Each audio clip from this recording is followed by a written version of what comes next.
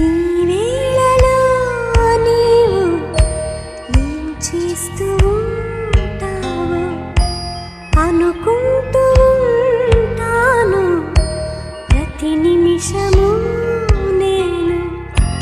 నా గుండె ఏనాడో చేజారిపోయింది, నీ నీడగా మారి నా వైపు రానుంది. దూరాన ఉంటూనే ఈ మాయ చేశావు.